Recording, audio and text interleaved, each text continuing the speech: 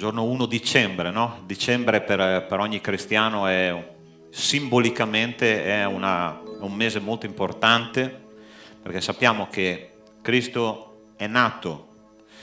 Sappiamo che Cristo non è nato il 25 di dicembre, no? Che è una data fittizia, ma noi come convenzione prendiamo il fatto che possiamo festeggiare Cristo mentre il mondo festeggia una festa secolare, mondana. Noi festeggiamo il nostro Signore. E questa mattina noi cominceremo a predicare proprio sul tema del Natale. Ed è interessante quando gli angeli si sono rivelati ai pastori, no? Questo piccolo gruppo di pastori che era fuori nei campi. Vi ricordate che il testo biblico ci racconta che Gesù è nato ed è stato posto in una mangiatoia, non è nato in un albergo a 4 stelle, no? Era fuori, al freddo, in mezzo alla campagna, in questa mangiatoia. Ma una cosa interessante che è successa, ancora prima che Gesù dicesse una parola solo, già delle persone si stavano convertendo. Ossia, i pastori vanno per adorare questo bambino che ancora non aveva ancora parlato. Ed è interessante che i magi dall'Oriente arrivano con un messaggio mandato da Dio e anche loro vengono per adorare, per offrire i loro doni a un bambino semplice là in quella mangiatoia, e tutto stava cambiando. E quando gli angeli hanno annunciato ai pastori che Cristo stava nascendo, loro hanno detto: oggi nella città di Davide è nato un Salvatore che è Cristo il Signore. È così che hanno detto gli angeli ai pastori. Ma è interessante come gli angeli annunciano questa cosa. Loro dicono all'inizio oggi. Perché dicono oggi? È interessante che quando noi diciamo oggi comincerò la mia dieta, ok? Oggi farò cominciare a calare la pancia, è un giorno storico che cambia la mia vita, si spera, no? Che cambi la vita. Ma quando gli angeli annunciano che Gesù è nato, lui dice oggi comincia una storia diversa. Se tu ancora non hai conosciuto Cristo, oggi è il giorno in cui Cristo può cambiare la tua storia.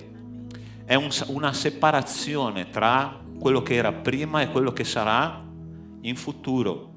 Cristo ha cambiato tante vite in questa Chiesa, nel mondo, nella storia. E quelle persone, quando hanno cominciato a cambiare, hanno detto: oggi Cristo è diventato il mio Signore e il mio Salvatore. E oggi Cristo deve ancora nascere nel cuore di tante persone, ma oggi può essere il giorno giusto per me e per te. Se tu hai una lotta personale che ancora non sei riuscito a vincere, oggi il Signore vuole darti vittoria.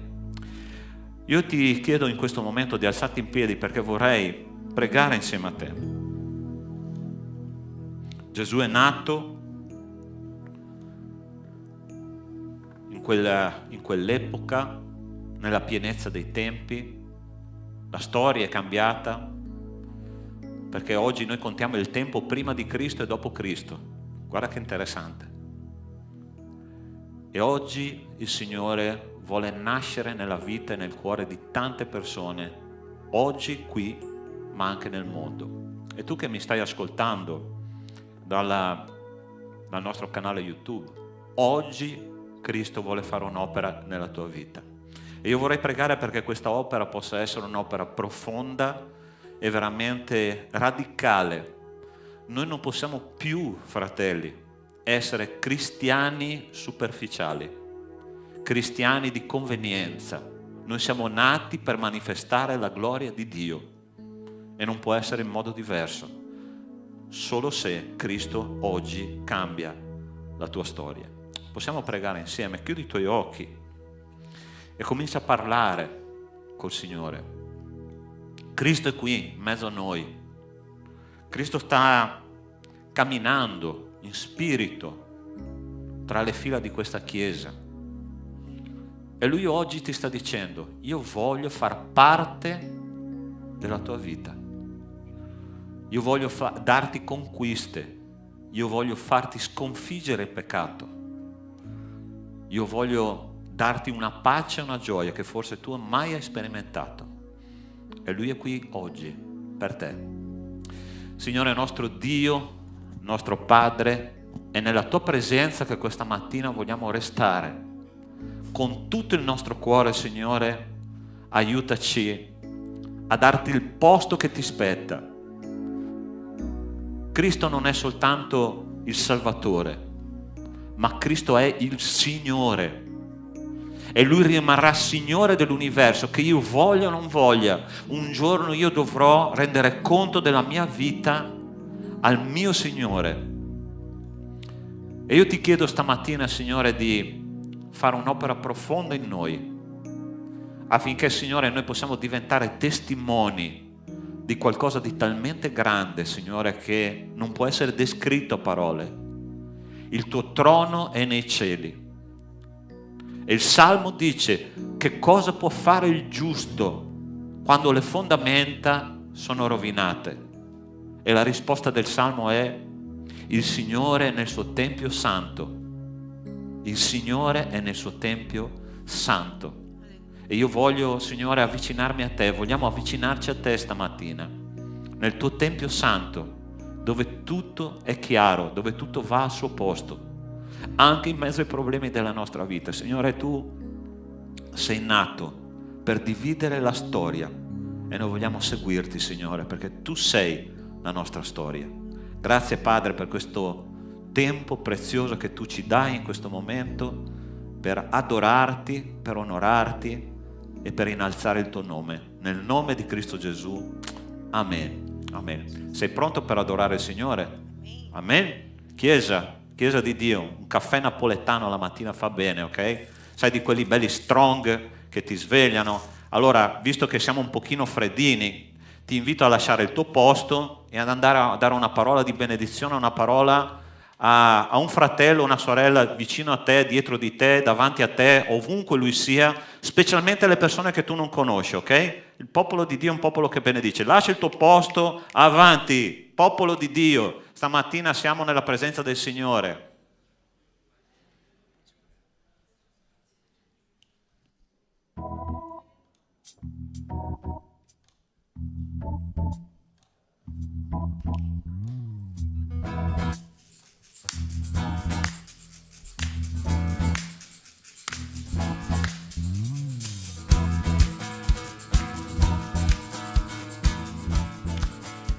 Adoriamo il nome del Signore.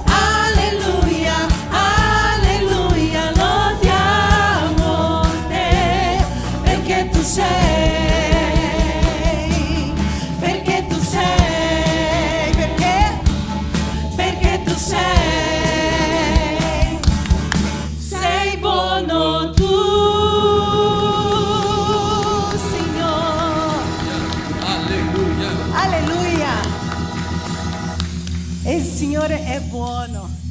Colui che è con noi, colui che ci conosce, colui che ci alza ogni mattina. Amen? E noi continuiamo ad adorare e donare le nostre vite a colui che è degno di ogni lode e di ogni onore. La parola dice che se anche noi che siamo cattivi doniamo e diamo tutto di buono ai nostri, no? Ai nostri figli, ai nostri amici, ma pensa a quello che si è dato Lui stesso a noi. Quindi Dio è buono, è meraviglioso.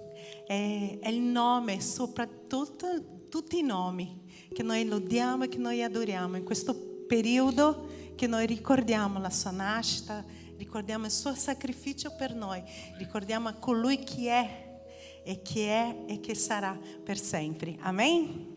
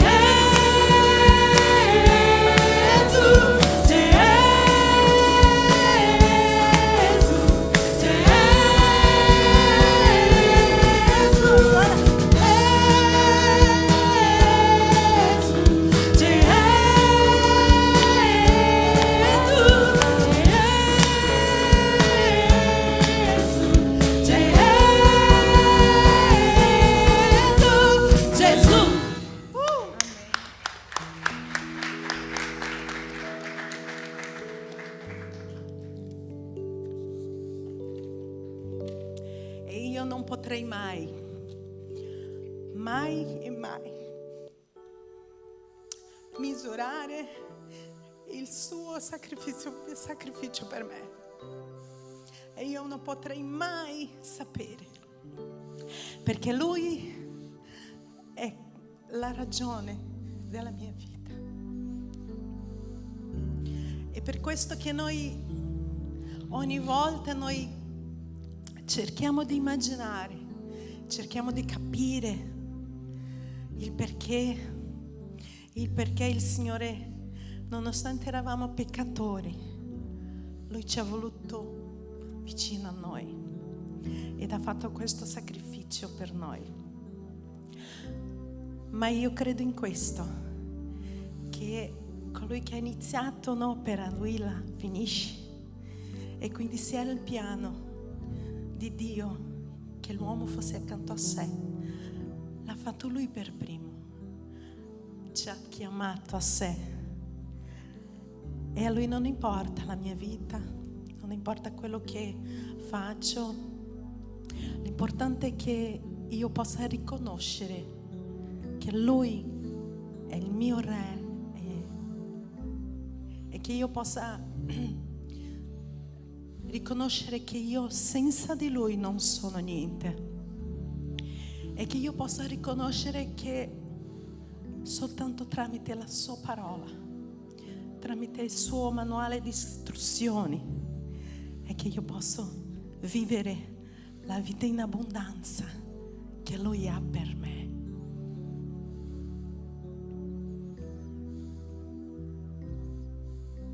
Testo.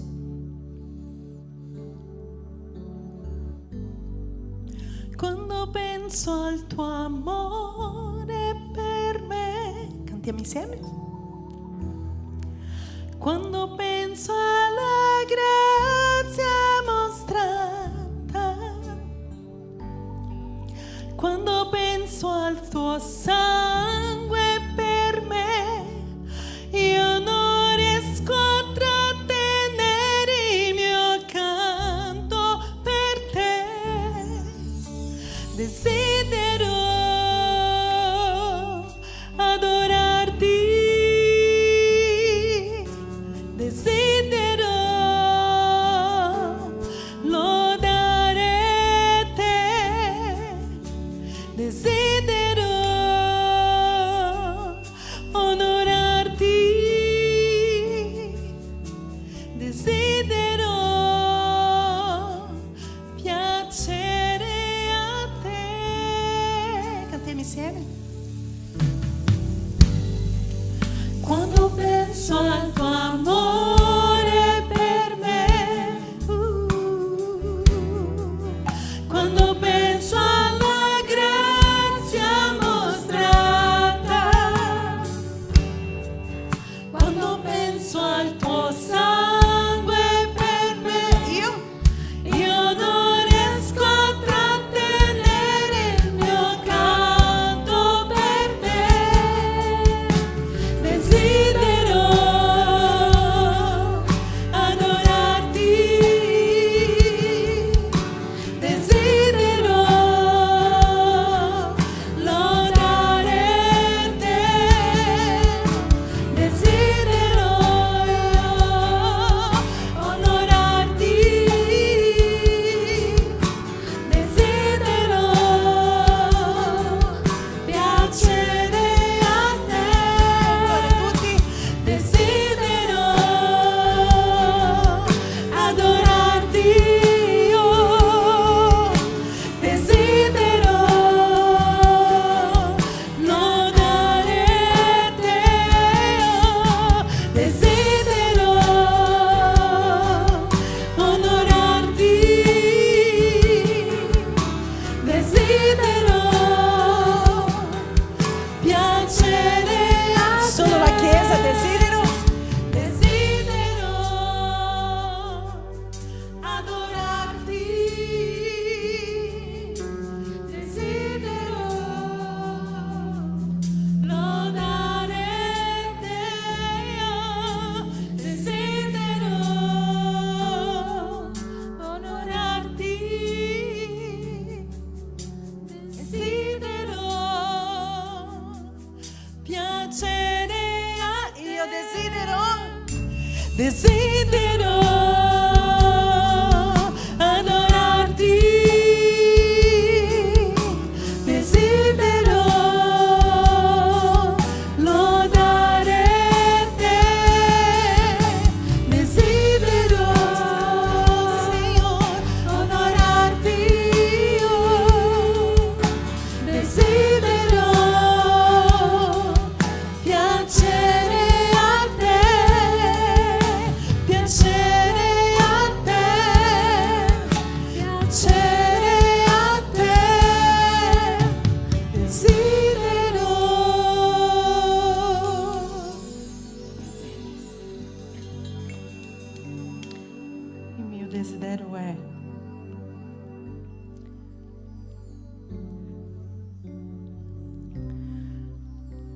fare capire, Signore, a te che io non sono niente senza di te, Signore.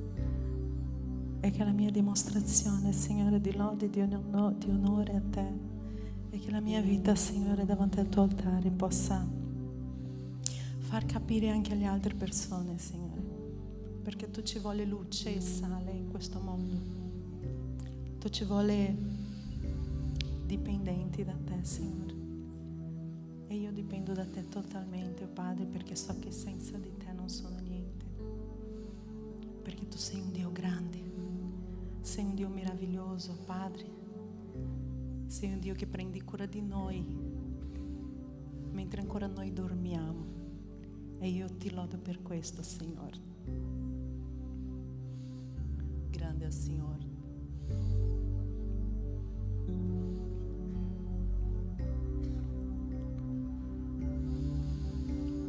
Grande è il Signore, Lui è degno di ogni lode. Insieme? La città del nostro Dio è luogo santo, la gioia della terra.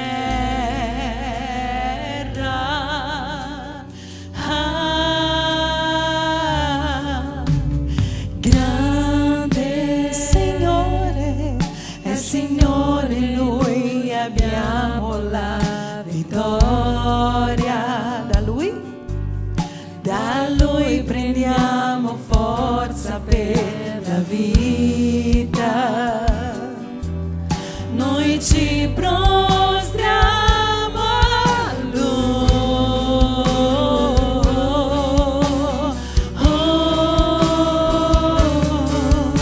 Signore, noi vogliamo dare. Vogliamo ringraziarti per le opere che hai fatto.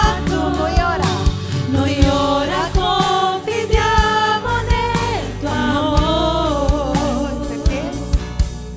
Perché soltanto tu, eterno, regni in terra e in cielo, sei Re.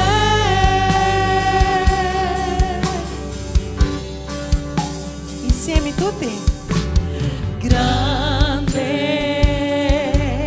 è il Signore, Lui è degno di ogni lode. La città del nostro Dio è luogo santo, la gioia della terra.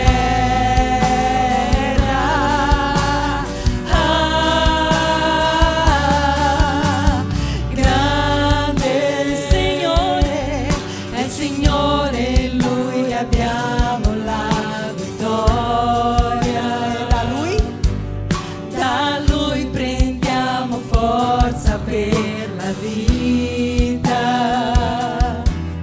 Noi ci prostriamo a Lui.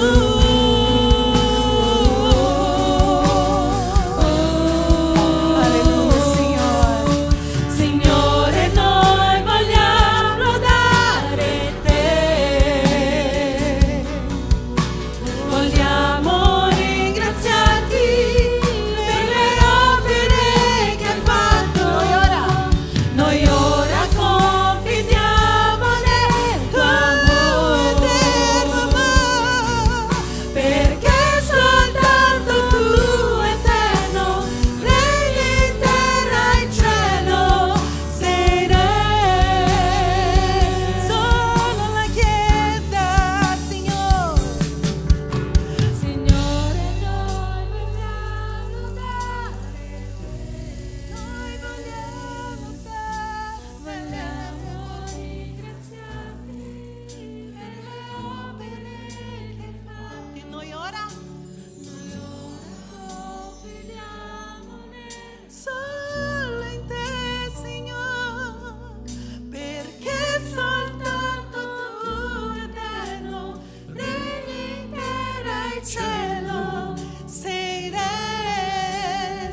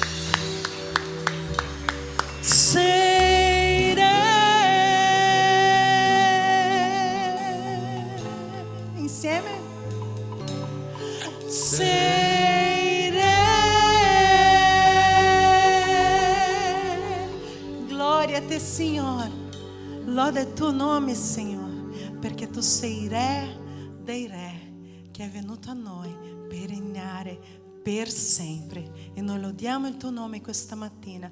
La Chiesa ti adora, la Chiesa ti loda e la Chiesa rende onore a te, a colui che è degno di ogni lode e di ogni onore. Amen e amen. Potete sedervi.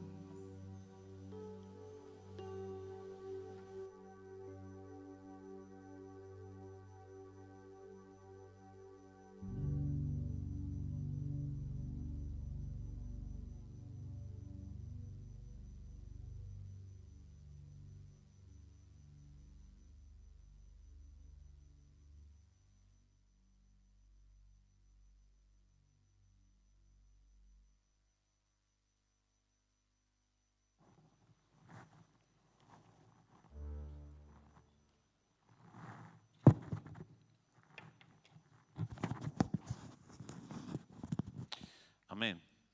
Prima di predicare, io vorrei dare il benvenuto a una coppia che per me è molto speciale, con cui abbiamo condiviso un lungo periodo. Alessandri, per favore, insieme alla tua famiglia puoi alzarti, che vogliamo salutarti come si deve. È un fratello della Chiesa, la mia Chiesa di origine. Dio vi benedica, benvenuti tra di noi. Dopo abbiamo tempo anche di abbracciarci, ok? Bene.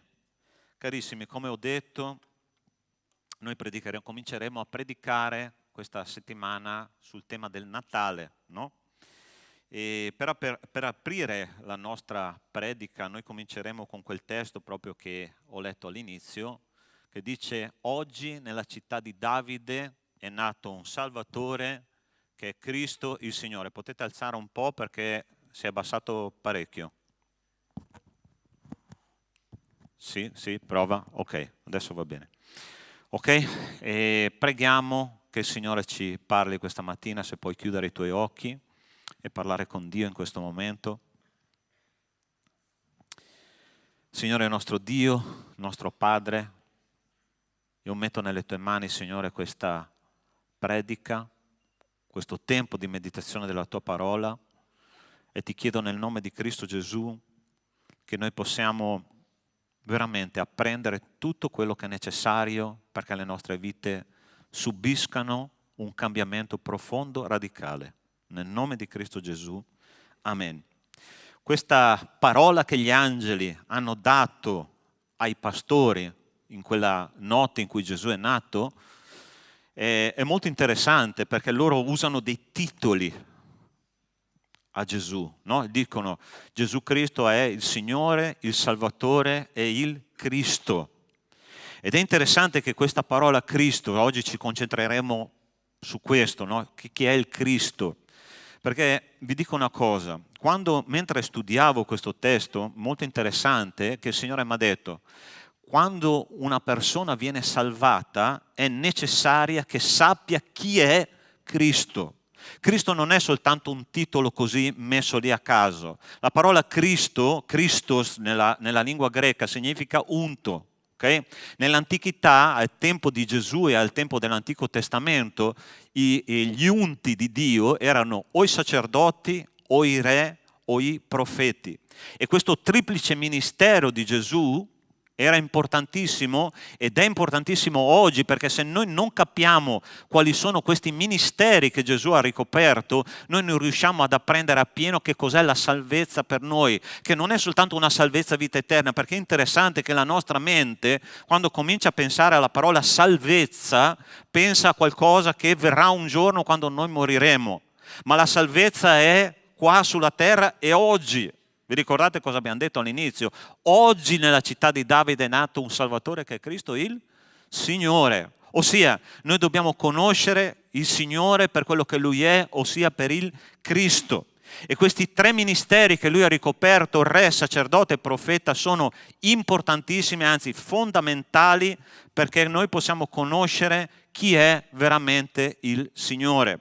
Il testo di Isaia 61:1 dice: lo Spirito del Signore Dio è su di me, perché il Signore mi ha unto per recare una buona notizia agli umili, mi ha inviato per fasciare quelli che hanno il cuore spezzato, per proclamare la libertà a quelli che sono schiavi, l'apertura dei carceri ai prigionieri. E noi ci concentreremo sull'ultima parte, che è quella, l'apertura dei carceri ai prigionieri. Allora noi, carissimi, quando nasciamo, e la parola di Dio dice, Salmo 51, versetto 5, che noi nasciamo con una natura radicalmente corrotta dal peccato. E quando noi nasciamo nella natura radicalmente corrotta dal peccato, noi abbiamo la visione distorta sia di Dio che della realtà che ci circonda, che di noi stessi. Noi abbiamo bisogno di ritornare ad una visione spirituale che ci permette di capire chi Cristo è e che cosa Lui ha fatto per ciascuno di noi. Allora la prima cosa che Gesù ha fatto, passiamo alla slide per favore, Lui ha sviluppato il suo ministero di re nella nostra vita. Quando Lui ha dichiarato sulla croce, Giovanni 19,30 dice, quando Gesù ebbe preso l'aceto disse, è compiuto, è chinato il capo, rede lo spirito, e così dice il Signore. Che cosa fa un re? Un re proclama dei decreti. Allora c'è un decreto che il Signore Gesù ha fatto sulla croce che noi non possiamo ignorare, che è il decreto che dice che Lui ha compiuto qualche cosa. Che cosa Gesù ha compiuto nella tua vita? Questa cosa che Gesù ha compiuto nella tua vita è qualcosa di talmente profondo e radicale che noi non possiamo ignorare quello che Lui ha detto sulla croce. Sulla croce questa parola è compiuto, è una parola greca che è la parola tetelestai, che vuol dire pagato a pieno oppure portato a termine. Quando Gesù ha esalato l'ultimo respiro, Lui ha semplicemente compiuto il piano che Dio Padre gli aveva dato da compiere, e questo piano si è compiuto nella mia vita e nella tua vita. E ce lo spiega bene l'Apostolo Paolo. Cambiamo slide per favore. Quando lui proclama nei Colossesi capitolo 2 e dice così: a voi che eravate morti nei vostri falli e nell'incirconcisione della vostra carne, voi, dico, egli ha vivificato con lui, avendoci perdonato tutti i falli, avendo condannato l'atto accusatore scritto in precetti che c'era contrario, e quell'atto l'ha tolto di mezzo inchiodandolo alla croce, e avendo spogliato i principati e le potestà, ne ha fatto un pubblico spettacolo, trionfando su di loro per mezzo della croce. Tre cose che Gesù ha fatto come re, tre cose che Cristo ha compiuto sulla croce, che hanno a che fare con la nostra salvezza e con la nostra maturazione spirituale. Se io non capisco queste cose, io non posso maturare spiritualmente. La prima cosa dice che Lui ci ha vivificato, perché noi eravamo morti nei nostri falli e nei nostri peccati. Allora sta attento a una cosa. Quando Gesù è venuto qua sulla terra e quando Giovanni per la prima volta ha visto Gesù, ha detto così: ecco l'agnello di Dio che toglie il peccato del mondo, il peccato del mondo. E poi la parola di Dio in Colossesi si dice che Lui ha perdonato ogni nostro peccato. Che differenza c'è tra la parola peccato e peccati? È una cosa molto interessante, perché il peccato è la nostra natura, è quella che radica dentro di noi, che abbiamo alla nascita e che produce i peccati, ossia il peccato è la radice e i peccati sono i frutti di quell'albero che è radicato nel peccato. Allora sta attento, Gesù ha detto: io sono venuto per togliere il peccato del mondo e togliere e perdonare tutti i peccati che tu farai dall'inizio alla fine della tua vita. Dio ha fatto un'opera completa in te, ha tolto la radice che ti fa sempre peccare ogni giorno, ma non solo, Lui ha preso ogni peccato della tua vita dall'inizio alla fine e ha detto: sono tutti perdonati perché la mia opera è perfetta in te e non posso sbagliare. Cari miei, quando Dio ci ha detto comincia a pedalare con la bicicletta che io ti do, è perché Lui ha dato la possibilità di pedalare in quella bicicletta, perché io sono santo. Ci sono fratelli che dicono che noi siamo peccatori radicali. È vero. Chi è peccatore qua dentro? Alzi la mano. Ti senti peccatore tu? Sai che cosa dice la parola di Dio? Dice esattamente il contrario. Dice che tu sei santo. È così che dice la parola di Dio o no? Quando Paolo scrive alla lettera ai Corinzi, E dice ai santi che sono in Corinto, santificati mediante lo Spirito. Ossia, se tu leggi la lettera dell'Apostolo Paolo ai Corinzi, dici: Signore, ma come tu fai a chiamarli santi quelli lì? Che combinano di cotte e di crude dalla mattina alla sera. Sai perché? Perché la mia opera è perfetta in loro. Io ho tolto il peccato da loro, ho perdonato i loro peccati e per me sono santi in Cristo Gesù, perché il sangue di Cristo li ha lavati. E questo è il decreto che ha fatto Cristo nella mia e nella tua vita. Pastore, tu non sai che cosa io ho combinato nella mia vita, però io so che cosa ho combinato nella mia. E ti posso dire una cosa, che quando Dio mi ha detto, tu sei santo, nella mia mente c'è stata una guerra terribile per capire che la sua opera era perfetta in me. E tu stai lottando per capire che cosa Cristo ha fatto in te. E a volte noi cominciamo a far lottare i nostri pensieri con i pensieri che Dio ci mette nella sua parola. Come può essere possibile che io sono completamente salvato, completamente santo? Come può essere che io sono una persona perfetta in Cristo? È perché Cristo ha fatto un'opera perfetta. Allora ti posso dire una cosa, sta attento. Cristianesimo non si vive per sentimento, per come io mi sento. Cristianesimo si vive sulla base della parola di Dio e io credo a quello che Cristo ha scritto nella parola di Dio. La riforma protestante è stata fondata su 5 punti e uno di questi punti era sola scrittura. Tu sai questo? Quando noi diciamo sola scrittura, io credo solo a quello che c'è scritto nella parola di Dio, Satana verrà e ti dirà che tu sei una persona che non merita il perdono di Dio, che non merita l'amore di Dio, che non merita tutto quello che Dio ti ha promesso. E tu devi rispondere con che cosa? Con il fatto che Cristo ci ha vivificati e ci ha perdonato ogni peccato. Pastore, perché io pecco ancora?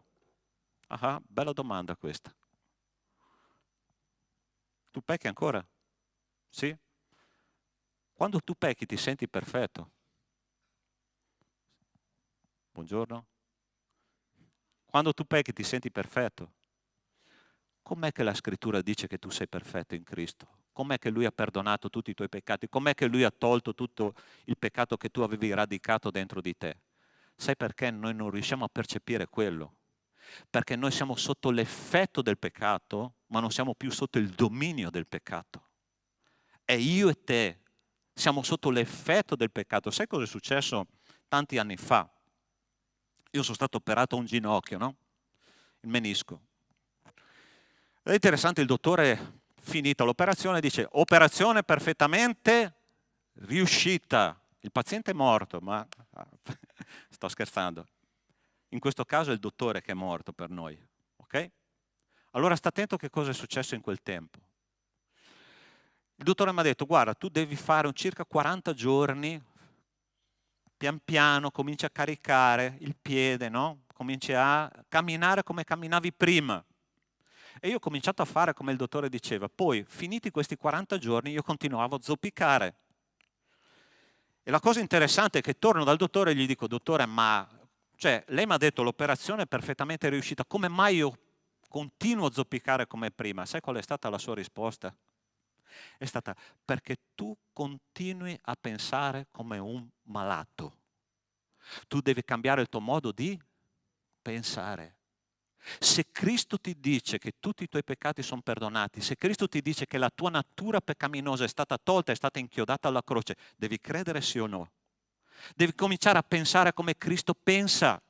Devi cominciare a pensare come la parola di Dio dice, perché la parola divide la storia della tua vita in due. Quello che eri prima, quello che pensavi prima, quello che sentivi prima e quello che tu oggi senti, perché il Signore ha fatto di te una nuova creatura in Cristo Gesù. Amen, Chiesa. Seconda cosa che Lui ha fatto, dice che in questo testo biblico, che ci ha liberati dal giudizio della legge, avendo cancellato il documento a noi ostile, i cui comandamenti ci condannavano, e l'ha tolto di mezzo inchiodandolo sulla croce. Allora sta attento, questo è sempre il testo dell'Apostolo Paolo. Che cosa succedeva nell'antichità? Perché Paolo usa questo esempio di un documento che viene inchiodato alla croce?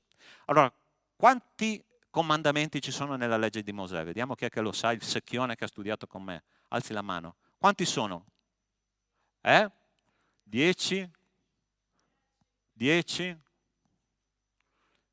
Ho detto comandamenti, ok? Nessuno sa? Nessun secchione che ha registrato nella sua Bibbia quanti comandamenti ci sono in totale nella legge di Mosè? 613.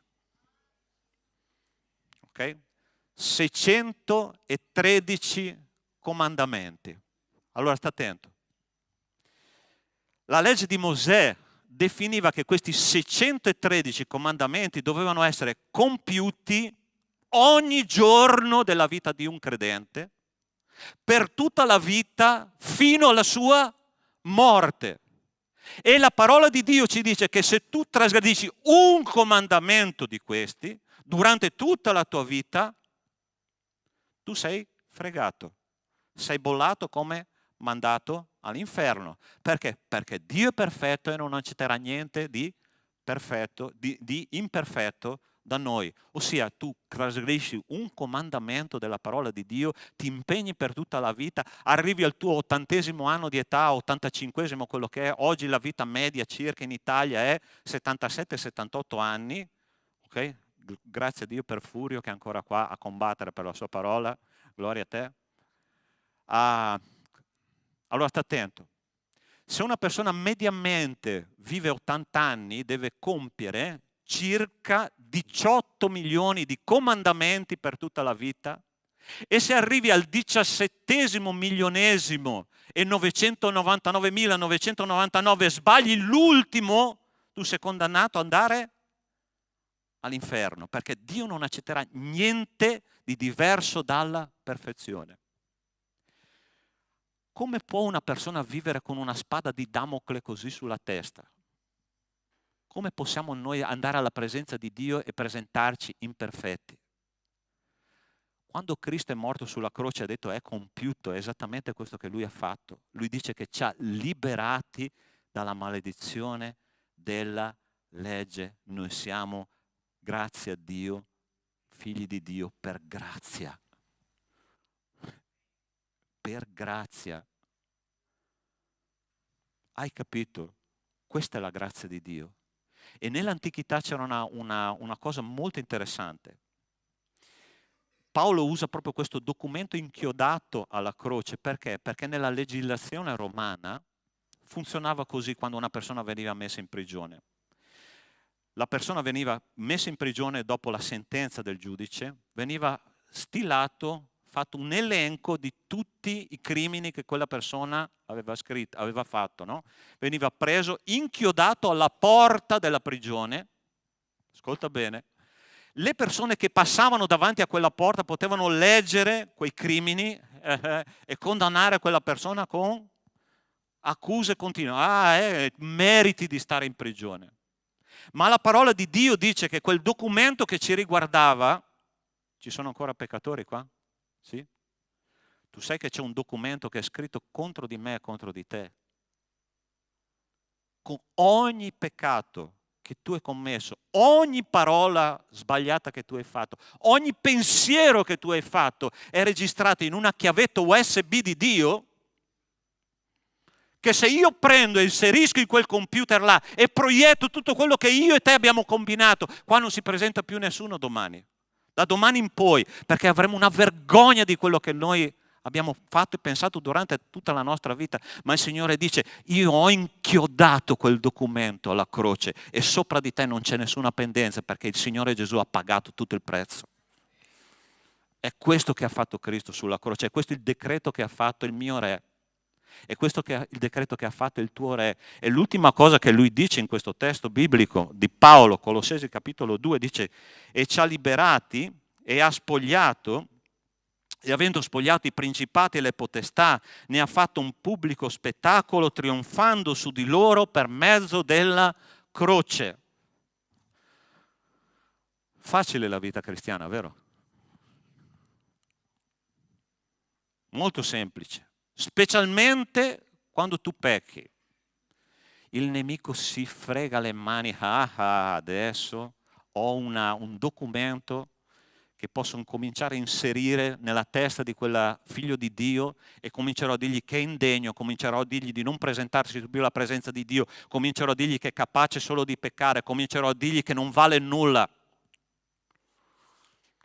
Tu sai che il 75% dell'umanità soffre di problemi di autostima? Lo sapevi questo? È una statistica che dicono i psicologi e sociologi che è sottostimata. Okay? Perciò probabilmente molti di più soffrono di bassa autostima nella società moderna. Sai perché? Perché noi siamo sempre più esposti al peccato e Satana fa un lavoro tremendo nella nostra vita, tremendo. Quando comincia a seminare dentro di noi dei pensieri negativi, io non valgo nulla, sai che cosa tu farai? Comincerai a allontanarti da Dio piano piano durante la tua esperienza cristiana e tu sentirai un Dio distante, un Dio freddo, un Dio che non si interessa delle tue difficoltà quotidiane, ma il Signore dice: io ho inchiodato alla croce tutte le accuse del nemico e l'ho sconfitto sulla croce per te e per me. Sai con cosa tu puoi combattere i pensieri del nemico? Con i pensieri di Dio. Ascoltami bene. Per un lungo periodo della mia vita, io prima di diventare cristiano, prima di diventare un predicatore della parola di Dio, io ho praticato dottrine orientali, ok? Ho fatto delle esperienze molto forti, ho fatto delle esperienze in cui io potevo uscire perfino dal mio corpo, ok? Cose che succedono, l'anima che lasciava il corpo e quando rientrava si sentiva pesante. Sai che cosa ti insegnava quella dottrina? Ti insegnava a svuotarti di te stesso in modo che tu potessi sentire e avere comunicazione con l'essere supremo che era Dio. Però ti dico una cosa, dietro tutta questa dottrina orientale c'era una dottrina di demoni terribile, perché tu sai che quando tu svuoti te stesso, la tua mente è soggetta a degli attacchi demoniaci terribili, perché mente vuota, laboratorio del diavolo. Se io non sto con Dio ogni giorno e non riempio la mia mente della parola di Dio, Satana sarà libero di fare quello che vuole e quando un pensiero satanico diventa oggetto di credenza, ossia di fede, perché io credo più a Satana che non a Dio delle volte, ok? Quel pensiero diventerà azione e diventerò succube di Satana in tutta la mia vita finché non decido di leggere questo versetto che dice: io ho sconfitto il nemico, io ho sconfitto, ne ho fatto un pubblico spettacolo, ma tu adesso devi stare vicino a me, devi stare vicino ai miei pensieri, perché se tu non riempi la tua mente dei pensieri di Dio, tu sarai succubo di Satana per tutta la vita. E ci sono cristiani, cari miei, che oggi hanno una difficoltà enorme a fermarsi e stare con Dio. Enorme. Quanto tempo passi con Dio? Quanti testi della parola di Dio hai memorizzato?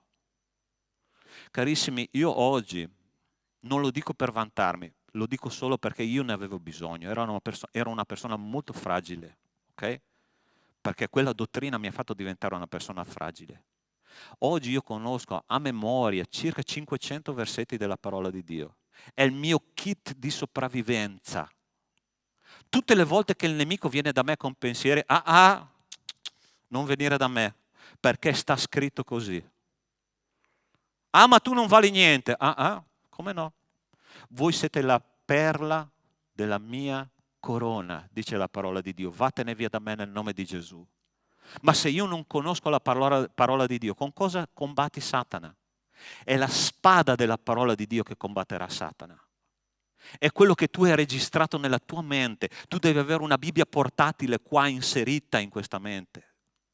Perché quando tu sarai da solo, quando non avrai la parola di Dio a disposizione in quel momento lì, devi avere nella mente e nel cuore, perché il Salmo 119 dice: ho messo la tua parola nel mio cuore per non peccare contro di te. Mente e cuore devono funzionare insieme. Tu sai che tante persone vanno all'inferno per 40 centimetri di differenza. Tu sai questo? Sai perché 40 centimetri? Perché a volte noi sappiamo chi è Gesù in modo molto generale, ce l'abbiamo qua nella mente, ma quella verità non è scesa nel 40 centimetri più in basso nel nostro cuore. Gesù ha decretato che tu vinca, ma tu devi fare la tua parte. Il nostro re ha detto: è compiuto. I miei figli possono sconfiggere Satana, ma devono combattere insieme a me perché questo succeda. Ma Cristo non è stato solo il nostro re, ma è stato anche il nostro sommo sacerdote. Avendo dunque, dice la parola di Dio, un grande sommo sacerdote che è passato attraverso i cieli, Gesù il Figlio di Dio, stiamo fermi nella fede che professiamo. Questa è una funzione di Gesù come sommo sacerdote che è fondamentale perché noi possiamo vivere la nostra vita cristiana in modo sano. Guarda che cosa dice la lettera agli ebrei come sacerdote: liberi dalla paura di fallire. Infatti con un'unica offerta ha reso perfetti per sempre quelli che sono santificati. Tu ti senti perfetto? Ah? Tu ti senti perfetto? Non sto dicendo se sei perfetto secondo la parola di Dio, tu ti senti perfetto. Nessuno di noi si sente, giusto? Allora sta attento. Quando è nato il mio primo figlio, no? Interessante, i bambini, che cosa fanno quando sono neonati? Piangono, specialmente di notte quando tu hai un sonno terribile. Fanno i loro bisogni, devi cambiare pannolino, ok? Poi hanno i vomitini, poi tutti fanno sonnellini e la mente dei genitori va, capito? Vero, Camilla? Vittoria, non Camilla, Vittoria. E ho bisogno di Ferri, ok? Ma tu guardi quel bambino che fa tutto questo e dici: è perfetto, perché è mio. Gesù guarda ciascuno di noi e dice: è perfetto, è perfetta. Perché se noi non fossimo perfetti, ascolta bene quello che ti dico adesso, che mi ha comunicato il Signore questa settimana, che è fondamentale. Perché non conta quello che io mi sento, e conta quello che la parola di Dio dice. Perché se io continuo a credere che non sono perfetto, e non solo perfetto, ma perfetto per sempre, sto dicendo che il sangue di Cristo è impuro e imperfetto. Hai capito quello che ti sto dicendo? Significa che Cristo non ha fatto un'opera perfetta nella tua vita, ma io so che il mio Signore ha fatto un'opera perfetta in me, perché la parola di Dio dice che noi siamo nuove creature, create in Cristo Gesù. È così, sì o no? Amen? Perché noi abbiamo paura di uscire fuori dalla nostra comunità e di dire che esiste un Dio che salva, che ci restaura in modo completo? Perché noi non abbiamo consapevolezza di quello che Cristo ha fatto in noi come sacerdote. Cristo ha fatto un'opera perfetta per sempre in noi. E noi dobbiamo prendere questa parola e farla nostra e metterla nella nostra mente. Chiesa di Dio, possiamo fare un patto stamattina? Possiamo fare un patto con Dio, non con me. Possiamo mettere nella nostra testa questo versetto e registrarlo a memoria, me lo promettete? Con un'unica offerta egli ha reso perfetti per sempre quelli che sono santificati. Ebrei capitolo 7, versetto 25. Ma un sacerdote come Cristo non ha fatto solo questo. Lui ci ha resi liberi dalla paura di essere dimenticati da Dio. Allora sta attento. Perciò egli può salvare perfettamente quelli che per mezzo di lui si avvicinano al momento che egli vive per sempre per intercedere per loro. Questo è quello che fa il sommo sacerdote, che è il nostro Signore Gesù Cristo. Tu sai che Cristo sta pregando per te costantemente. Non solo dice questo testo, dice che lui vive per intercedere. Allora adesso faccio un test, ok? Alzi la mano chi ha mai pensato nella sua vita: Signore, dove sei? Perché mi hai lasciato in questa situazione? Ok. È quello che dice questo testo biblico. Lui dice che vive per intercedere per noi. Mentre tu e io stiamo passando i momenti più bui della nostra vita, c'è Gesù con le ginocchia per terra e che continua a dire: Signore, proteggi mio figlio. Padre, metti il mio figlio sotto una campana, può succedergli tutto e di più, ma lasciagli ben chiaro che io sono con lui. Cristo è con te. E sai che cosa Gesù sta dicendo costantemente al Padre? Padre, comunica, io voglio comunicare al mio figlio che c'è una via d'uscita, c'è una via d'uscita, c'è una via d'uscita. Sei convinto che c'è una via d'uscita alla tua situazione, sì o no? Perché Cristo sta pregando per te. Ed è una preghiera talmente profonda e Cristo ha sempre tutte le sue preghiere esaudite. Pastore, ma allora non mi succederà mai niente nella mia vita? Non sto dicendo questo. Perché Gesù non ha mai mentito a nessuno e ha detto: nel mondo avrete tribolazione, ma abbiate coraggio perché io ho vinto il... Sei convinto di questo? Cristo sta pregando per te e lui sta dicendo: Padre, io voglio che dove sono i miei figli, dove sono io, siano anche i miei figli. Preghiera sacerdotale, capitolo 17 del Vangelo di Giovanni. Tu sai che siamo seduti nei luoghi celesti in Cristo. È questo che Gesù ha scelto per ciascuno di noi. Il sommo sacerdote fa proprio questo, intercede costantemente per noi. Ebrei 4,15 ci dice un'altra cosa interessante, sempre la funzione del sommo sacerdote. Ci dice che noi siamo liberi dalla paura che nessuno ci capisca. Infatti non abbiamo un sommo sacerdote che non possa simpatizzare con noi nelle nostre debolezze, una traduzione dice anche infermità, perché egli è stato tentato come noi in ogni cosa, senza però commettere peccato. Ci sono due parole che sono fantastiche in una comunità. Chi è che lo sa? Chi lo sa?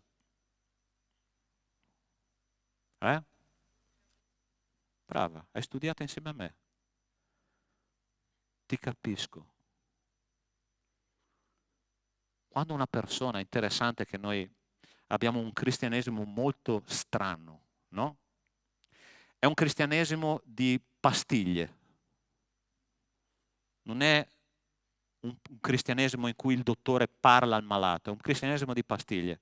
C'è un caso di depressione, Salmo numero 23 dice: non preoccuparti, perché se anche dovessi passare per la valle dell'ombra della morte... Caso di rabbia, no? Una persona che si addira sempre, la rabbia crea... Ok. Pastiglie, no? Diamo pastiglie a tutti, ormai siamo diventati la generazione pastiglia. Ma il Signore dice: fai un'altra cosa quando una persona ha un problema nella Chiesa. Comincia a dire le parole: ti capisco. Ti capisco significa che il Signore capisce esattamente quello che tu stai provando. Pastore, è impossibile perché io vivo una situazione che tu neanche ti puoi immaginare. C'ho un lavoro dentro di me. Il Signore Gesù è stato uomo e il tuo sommo sacerdote capisce esattamente quello che tu stai passando perché lui è passato per la stessa strada. Lui è stato umano ed è stato tentato in tutto come noi. Tu ci credi in questo? Tu credi che lui ha passato i tuoi stessi pensieri, ha passato le tue stesse esperienze, ha passato le tue stesse difficoltà, ha passato i tuoi stessi sentimenti? Ci credi sì o no? E il Signore è qua per dirti oggi: io ti capisco, io sono il sommo sacerdote che ho portato tutto questo alla presenza di Dio e ho detto: è chiuso perché io capisco il genere umano, perché io sono stato uomo come te, io sono stato donna come te, io sono stato tutto quello che tu sei e tutto quello che hai provato, tutto quello che hai sperimentato, io l'ho passato, io sono passato per quella strada e posso darti la via d'uscita. Tu ci credi in questo? Questo è essere sommo sacerdote. Tu sai che Cristo continua a essere uomo nell'eternità, avere la struttura di uomo. Dio e uomo messi insieme. Non si può disgiungere la natura di Dio. Non si può disgiungere la natura di Gesù tra Dio e uomo, perché lui continua a essere uomo e è là alla presenza di Dio e dice: figlio mio, vieni a me perché io ti capisco, io so cosa tu stai attraversando. Ed è questo che il Signore Gesù fa quando dice che è un sommo sacerdote. Ultima cosa, Gesù è anche il profeta, un profeta, e questa è un'altra situazione che è molto necessaria per la nostra salvezza in modo generale. Dice la parola di Dio: un grande profeta è sorto tra di noi e Dio ha visitato il suo popolo. Che cosa fa un profeta?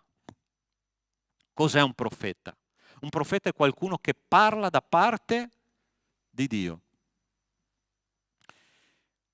Gesù ha fatto un incontro una volta, ti ricordi l'incontro che lui ha avuto con la donna samaritana? Lui passava per la Samaria e questa donna samaritana, una persona che aveva una vita promiscua, piena di peccato, il Signore Gesù ha cominciato a dirgli: guarda, tu hai fatto questo, questo, questo e questo. Sai che cosa ha dichiarato la donna quando ha finito il suo incontro con Gesù? La donna gli disse: Signore, vedo che tu sei un profeta. I profeti parlano al cuore dell'essere umano attraverso la parola di Dio. Allora, chi è mai capitato che tu vivi una situazione durante la settimana, arrivi qua nella chiesa, il pastore predica o chiunque predichi, tu dici: come fa il pastore a sapere della mia situazione? Ti è mai capitato?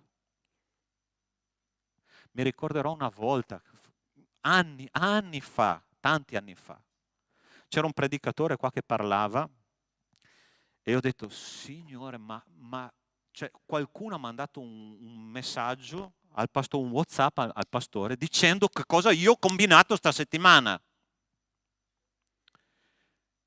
Ed è interessante che quando il pastore ha fatto l'appello alla fine, io ero l'unico davanti qua a ricevere la preghiera del pastore.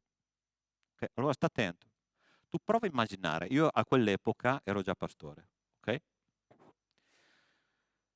Io potevo scegliere di rimanere là seduto, di vergognarmi, perché sai, Signore, io sono un pastore, come posso andare là davanti a ricevere la preghiera di un altro pastore? Io mi vergogno davanti alla tua chiesa. E mi ricordo esattamente, avevo un paio di scarpe simili a queste, i miei tacchi, mentre io camminavo per andare, perché poi il Signore mi ha preso e mi ha detto: no, se tu non vai là davanti io non posso guarirti, ok?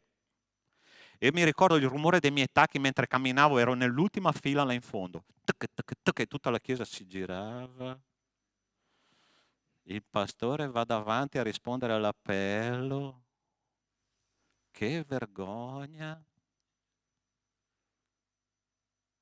Ma è interessante che un cristiano, quando viene toccato nel punto in cui il Signore vuole, non si vergogna di Cristo e accetta quella parola. Noi abbiamo bisogno, fratelli, che qualcuno ci tocchi nei punti più bui della nostra esistenza. E il profeta è proprio questo: Cristo ci parla di quello che noi abbiamo dentro, non di quello che gli altri vedono. Perché io oggi qua vedo degli sguardi, no? Vedo dei vestiti, vedo dei paia di scarpe, vedo le pettinature, ma non vedo quello che c'è dentro di te. Ma il Signore vede molto bene. Lui ha un paio di occhiali che va in profondità di ogni anima umana qua. E lui sta dicendo: io sono qua per dirti cosa tu hai dentro. Lasciati toccare perché io voglio liberarti. Questo che fa il profeta.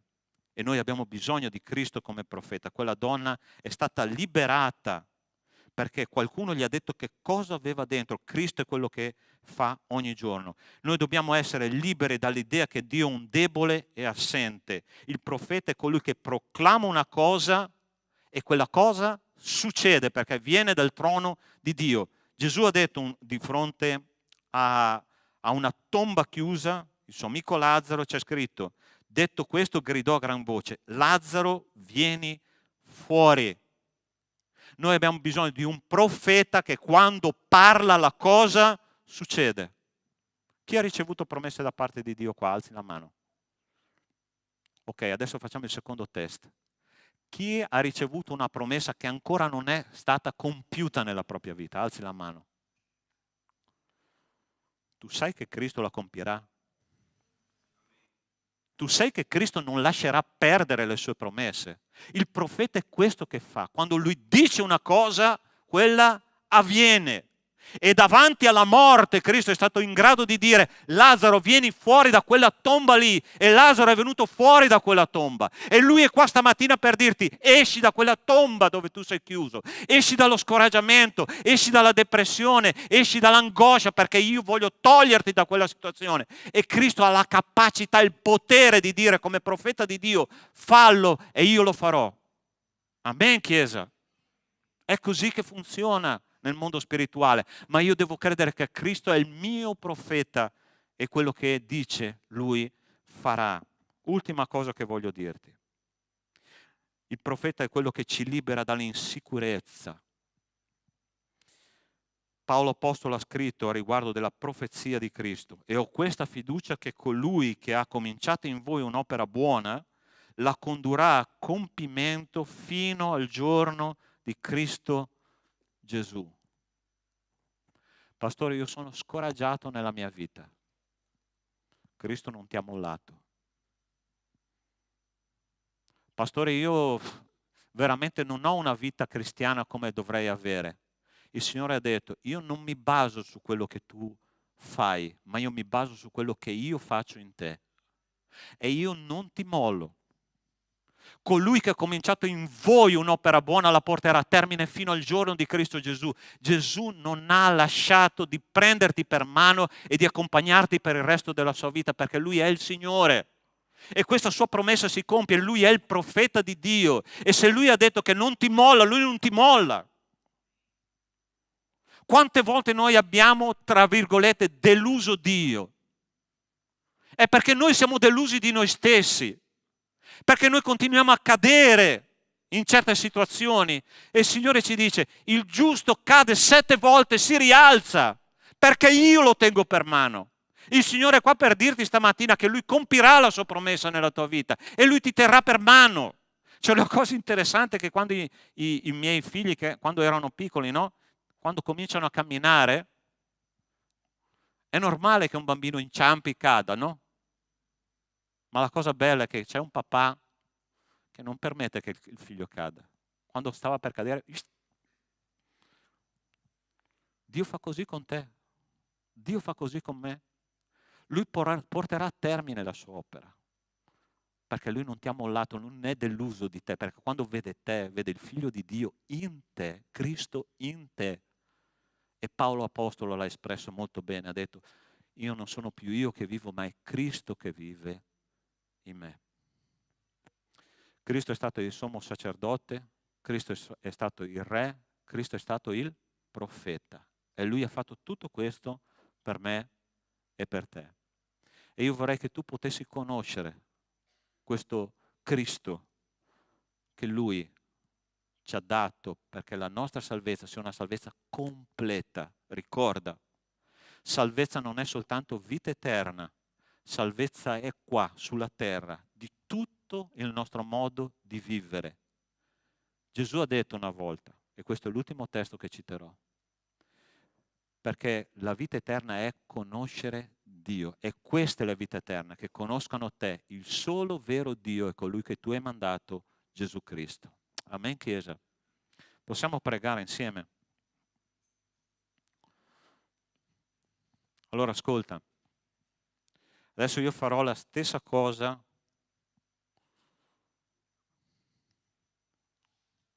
che il Signore ha fatto con me quel tempo in cui ti ho raccontato che sono andato davanti da solo, no?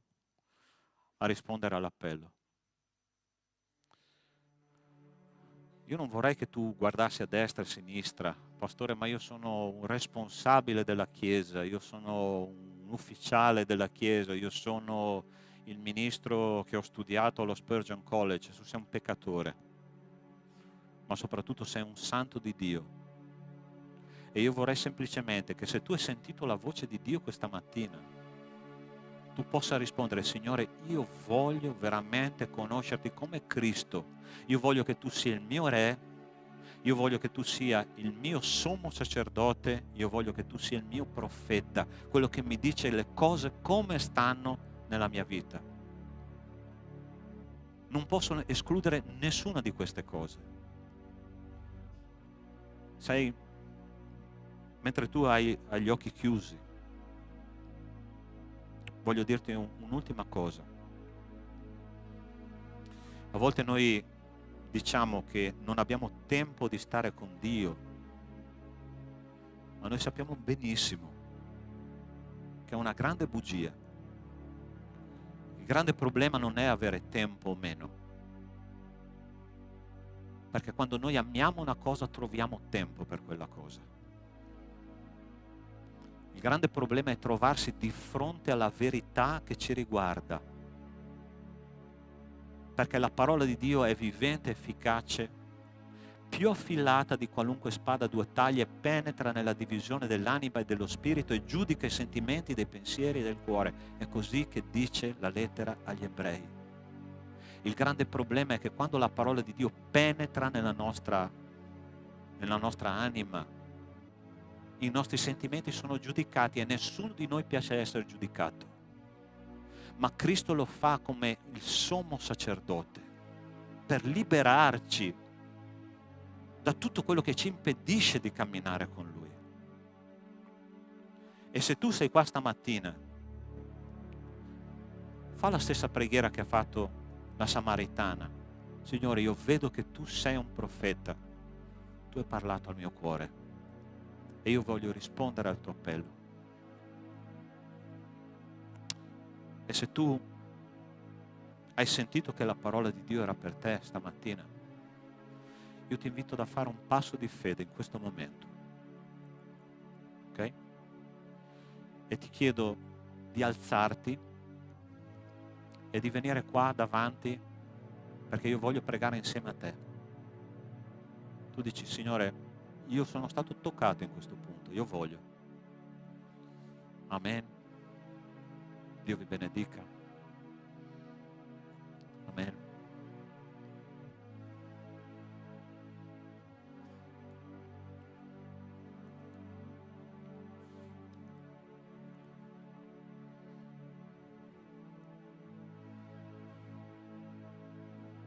Amen. Gloria a Dio. Il Signore ha fatto un'opera stamattina. Abbiamo chiesto e Lui ha fatto. Tu sei pronto per un'esperienza completamente nuova della tua vita? Sei pronto, sì o no? Guarda una cosa. Che cos'era Noè? Era un cultore di viti, no? Un giorno il Signore gli ha detto: oggi tu diventerai un ingegnere navale, costruirai una barca. Signore, ma sei sicuro? Sì, perché lo farai dipendendo completamente da me. E la sua vita è cambiata. Abramo, che era un vecchietto di 75 anni, lascia la tua terra e vai in un posto che io ti farò vedere. Questa è fede, gente. E lui è vissuto fino a 175 anni per vedere la gloria di Dio manifestarsi nella sua vita. La sua vita è cambiata in modo radicale. Oggi il Signore vuole cambiare la tua vita. Oggi il Signore sta facendo una separazione da quello che era prima e quello che sarà in futuro. È bello che tutte le volte che noi lasciamo qualcosa, troviamo qualcosa di più grande. Perché il Signore ha detto a Pietro: Pietro, tu che hai lasciato ogni cosa, insieme a tutti i discepoli, tu riceverai la vita eterna e anche 100 volte tanto. È questo che Dio fa nella nostra vita. Ok? Sei pronto alla sfida? Preghiamo. Signore, ti ringrazio perché, Signore, tu hai fatto un'opera profonda nella vita di tutti i miei fratelli e sorelle qui davanti. E io ti chiedo nel nome di Gesù, Signore, che oggi ci sia uno spartiacque e che tutto cambi, Signore, a partire da oggi. Che ci siano delle persone fedeli, Signore, capaci di vivere la vita cristiana con coraggio, con sacrificio, ma con una grande pace dentro e una gioia, Signore, gratitudine che mai forse abbiamo avuto. Ma Signore, grazie Padre, perché io so che Tu li accompagnerai e ci accompagnerai ogni giorno in queste sfide. E io Ti benedico per le loro vite preziose, che loro siano una generazione che faccia la differenza ovunque loro siano, Signore, nel loro posto di lavoro, con gli amici, con i parenti, nelle scuole. Signore, una generazione che ama, adora e porta luce dove c'è tenebre, porta sapore dove il sapore manca. Signore, grazie per le loro preziose vite. Io Ti benedico e Ti lodo nel nome di Cristo Gesù. Amen. Amen. Puoi dare un abbraccio alla persona vicino a te? Sì?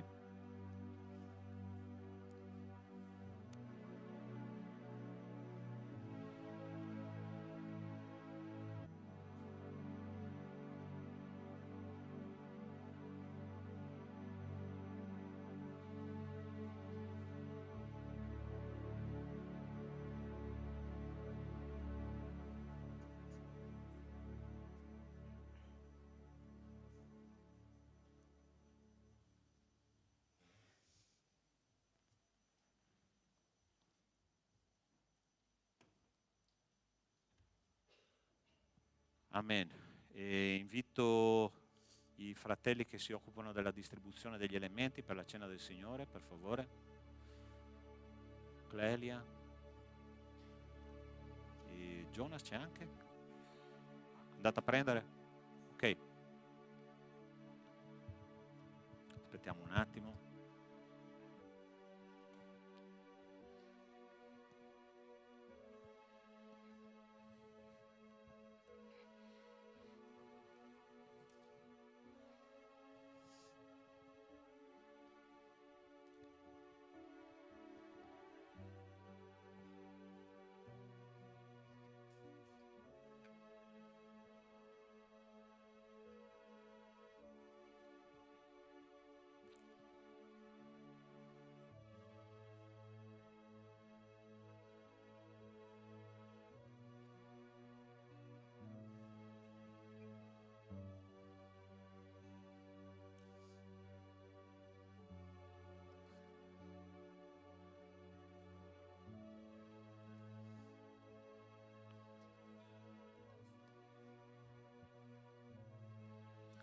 Ok, chi ha deciso di condividere questo momento con la Chiesa, io invito ad alzarsi in piedi in questo momento.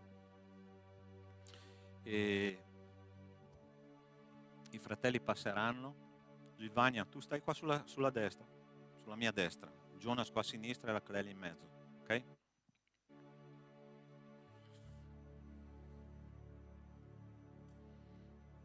Ok. Potete andare.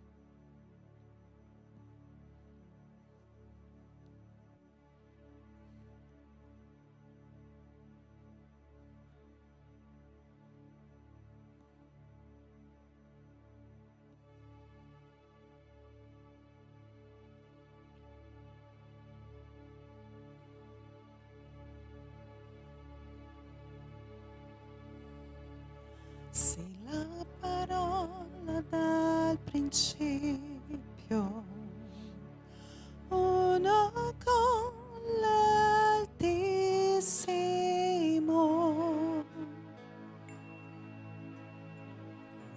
Nella creazione la tua gloria rivelata in te, Gesù. Che magnifico nome è, che magnifico nome è, il nome di Gesù, mio Re. Che magnifico nome è, incomparabile, che magnifico nome è, il suo nome.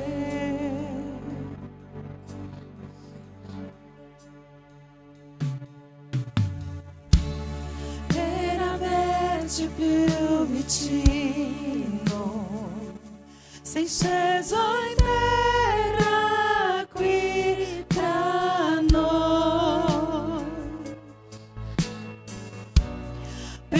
donati dal tuo amore,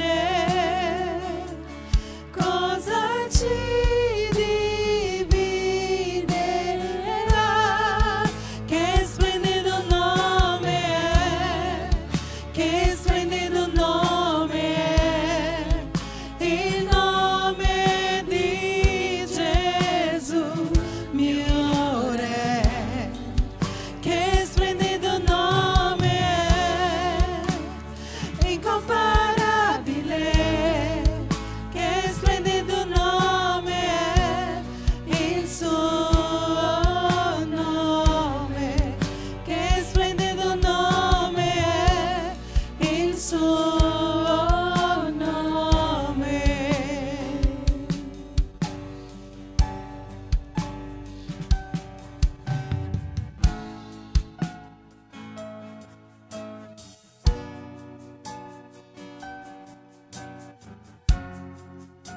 La morte è vinta, il cielo è spezzato, la tomba è vuota per sempre.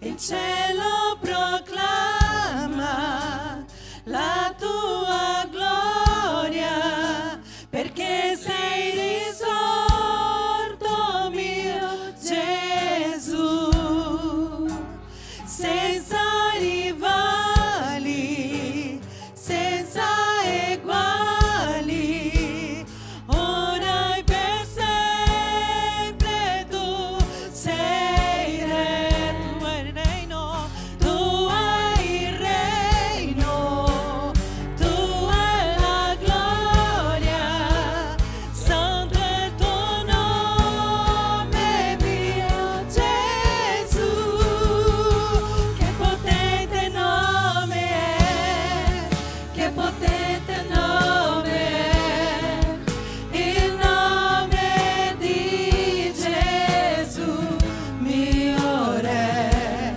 Che potente nome è, incomparabile.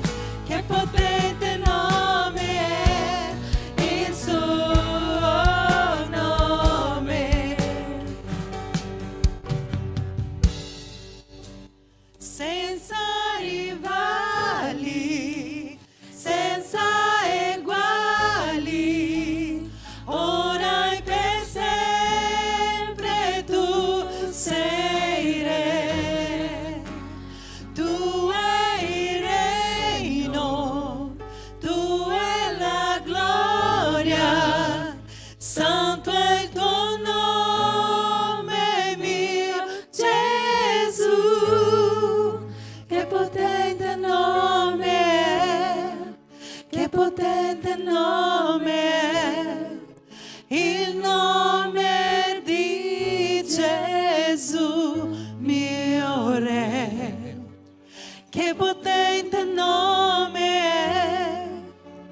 è, incomparabile.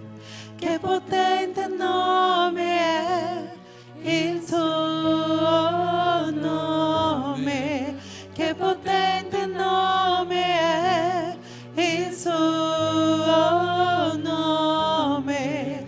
Che potente nome è, il suo nome.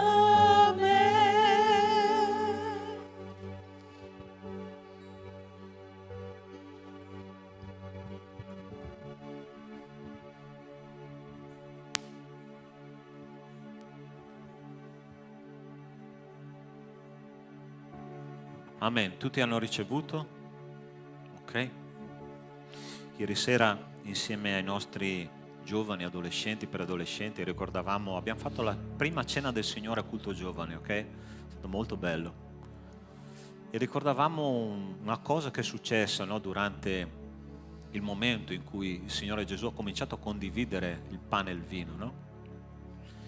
Uno dei suoi discepoli, quando Gesù ha detto: tra di voi qualcuno mi tradirà, no? E questa era una cosa che non toccava solo Giuda, perché noi pensiamo che sia solo Giuda, ma Pietro ha rinnegato 3 volte il maestro, no? Addirittura la parola di Dio dice che lui è imprecato perché diceva non lo conosco quello lì, no? E tutti sono scappati, quindi tutti hanno tradito Gesù in qualche modo, no? Ma questo giovane, no? Era il più giovane dei discepoli, Giovanni, appoggia la testa sul petto di Gesù e gli chiede: maestro, sono io che ti tradirò. Sai perché lui gli ha chiesto questo? Perché lui sapeva che prima o poi, in qualche modo, avrebbe tradito Gesù. Ed è successo poco dopo. È scappato quando Gesù è stato nel momento critico. Allora ti do una brutta notizia. Anche se tu stai facendo la cena del Signore oggi, in qualche modo tu tradirai Gesù.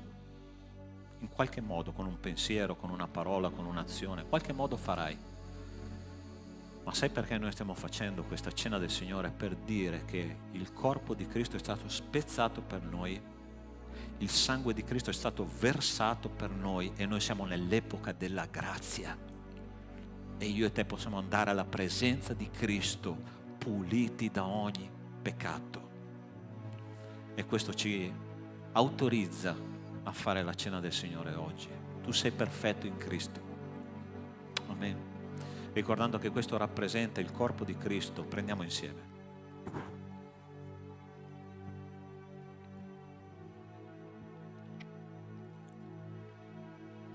Signore Dio, grazie Padre perché quel corpo martoriato sulla croce,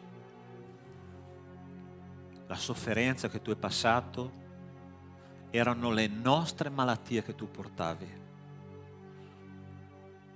Tu sei stato portato alla croce come un agnello che non ha protestato, un agnello che non ha aperto bocca, ma che ha dato tutto fino in fondo affinché noi oggi potessimo essere guariti e guariti perfettamente. Nel nome di Cristo Gesù. Amen. Amen. Allo stesso modo, dopo aver distribuito il pane, la parola di Dio dice che lui ha distribuito il calice con il vino che rappresentava il suo sangue. E vi posso dire una cosa, e ripeterò quello che ho detto ieri sera nel culto giovani: una goccia del sangue di Cristo è molto più preziosa di qualsiasi cosa che tu possa avere sulla terra, perché quella goccia di sangue ha permesso che io e te un giorno, quando moriremo, e la morte arriva per tutti, anche per i più giovani.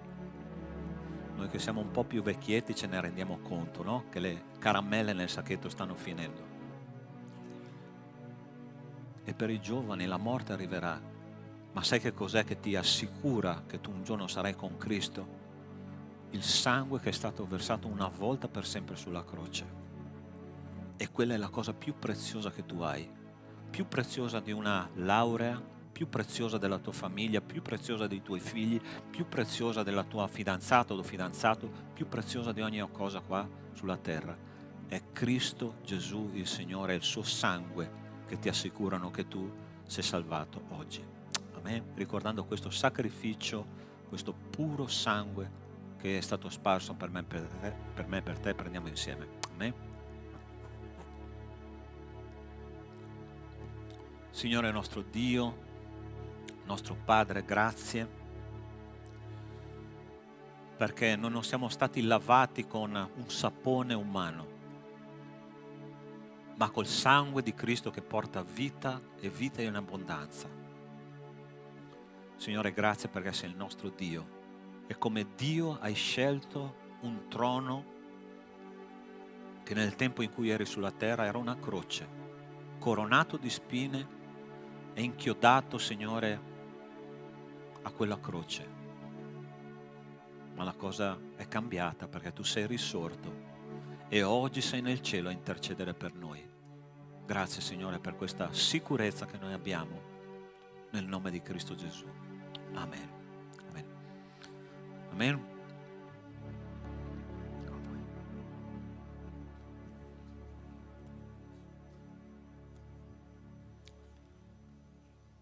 Amém.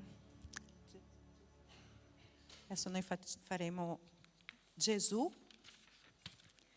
e abbiamo il periodo delle offerte dove noi doniamo al Signore un po' di tutto quello che il Signore ci dà, no? E consegniamo anche le nostre vite nell'altare del Signore. Con gioia celebriamo il nome del Signore.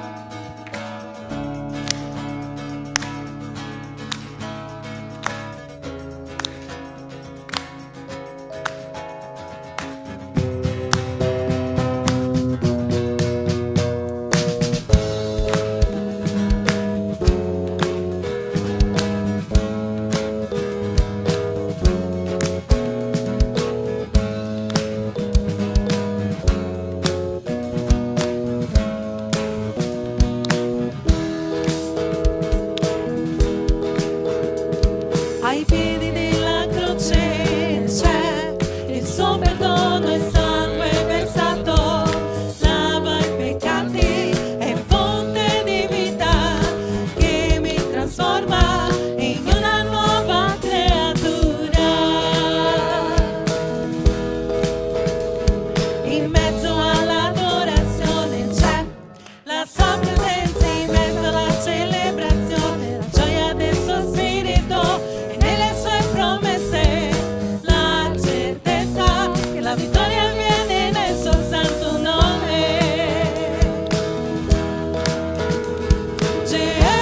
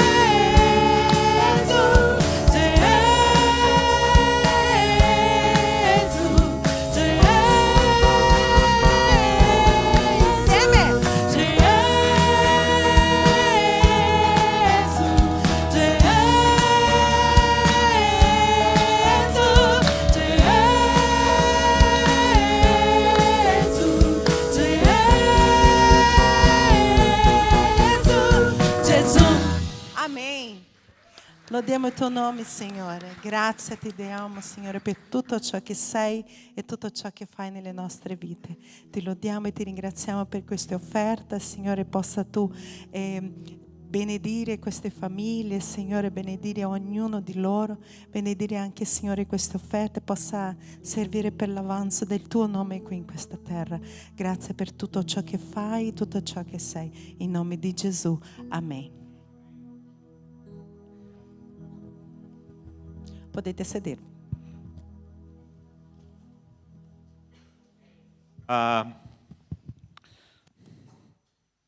No, sono ancora abbastanza magro per stare dietro questi video.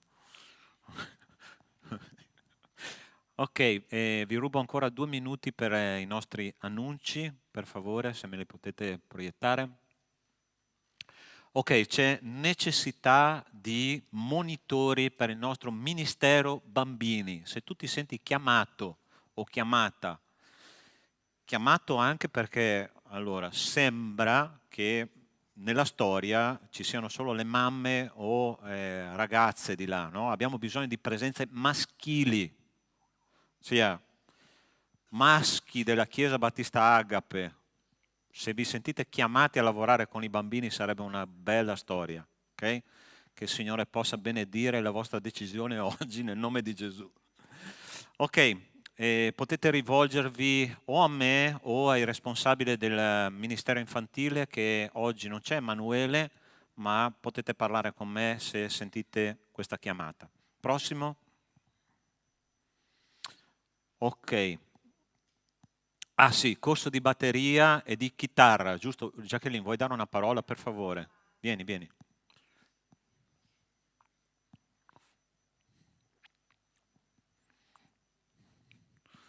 Con questo microfono qua col filo mi sembra di aver la coda, sinceramente. Roba da matto. Ecco, tramite l'associazione Agape a Treviso noi abbiamo la disponibilità di sabato, per adesso sono di sabato, lezioni di chitarra acustica, lezioni di batteria e canto base. Ok? Ci sono ancora posti, chi vuole, che si interessa, vieni direttamente a me. Più per l'anno prossimo stiamo radunando una classe per l'italiano e dobbiamo raggiungere il minimo di 10 per 10 posti, e quindi se hai interesse anche in corso di italiano venite da me, che noi per il prossimo anno inizieremo. Okay? Grazie. Prossimo.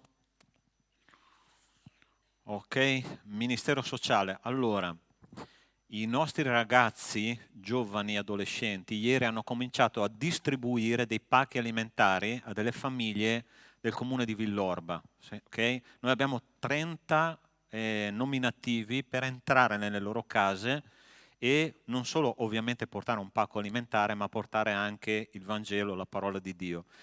Molto interessante, giovedì io ero qua, no? E sì, ho portato un pacco in una famiglia musulmana, ok? È interessante che tu sai come sono i musulmani con i cristiani, ma io ho chiesto, posso pregare per voi? E ho detto, loro mi hanno guardato un po' così, e poi ho detto, guardate che Gesù è citato nel Corano, no? Come un vostro profeta, al che loro mi hanno permesso di pregare per loro. Guardate, è stata un'esperienza molto interessante, no? Sia un cristiano che va in casa di un musulmano, prega per un musulmano nel nome di Gesù, no? Cristo è alle porte spalancate. Allora, se tu vuoi fare un'esperienza di questo tipo, ti consiglio veramente di metterti a disposizione del ministero sociale per fare questa cosa. Oggi i nostri ragazzi andranno ancora, no, in giro per famiglie. Ricordatevi di pregare per loro e dopo, a proposito, io voglio avere 5 minuti con voi che andrete a distribuire questi pacchi, ok? Perché ci sono alcune cose che se veramente entrate in famiglie musulmane, 2 cosine è importante sapere prima di entrare, ok? E, questo. Altro? Ok?